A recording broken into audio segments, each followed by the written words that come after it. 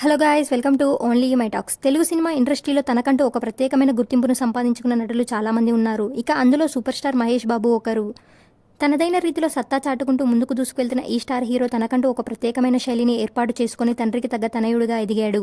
ఇక తనదైన రీతిలో సినిమాలు చేయడమే కాకుండా తనకంటూ ఒక ఐడెంటిటీని క్రియేట్ చేసుకున్న ఈయన ప్రస్తుతం రాజమౌళి దర్శకత్వంలో సినిమా చేయడానికి సిద్ధమయ్యాడు. అయితే ఈ సినిమా పాన్ వరల్డ్లో తెరకెక్కుతున్న విషయం మనకు తెలిసిందే. ఇక ఈ సినిమాలో మహేష్ బాబు డ్యూయల్ రోల్లో నటిస్తున్నట్లుగా కూడా వార్తలైతే వస్తున్నాయి. ఇక ఏది ఏమైనా కూడా తనదైన రీతిలో సత్తా చాటుకున్న ఈ స్టార్ హీరో ఈ సినిమాతో మరోసారి తన ఇమేజ్ని కాపాడుకోవాలనే ప్రయత్నం అయితే చేస్తున్నాడు.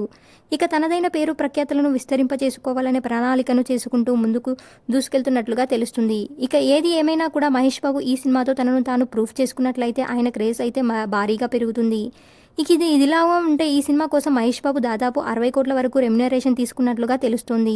అయితే ఇప్పటి వరకు ఆయనకి పాన్ ఇండియాలో సరైన మార్కెట్ అయితే లేదు. కాబట్టి మహేష్ బాబు ఇంత తక్కువ రెమ్యునరేషన్ తీసుకుంటున్నట్లుగా వార్తలు కూడా వినిపిస్తున్నాయి. మొత్తానికైతే కేవలం రాజమౌళి మీదనే బేస్ చేసుకొని ఈ సినిమా అనేది తెరకెక్కుతుంది. కాబట్టి రాజమౌళి మాత్రం భారీ రేంజ్లోనే రెమ్యునరేషన్ తీసుకుంటున్నట్లుగా వార్తలు వస్తున్నాయి. ఇలాంటి అప్డేట్స్ కోసం please like, share, subscribe OMT.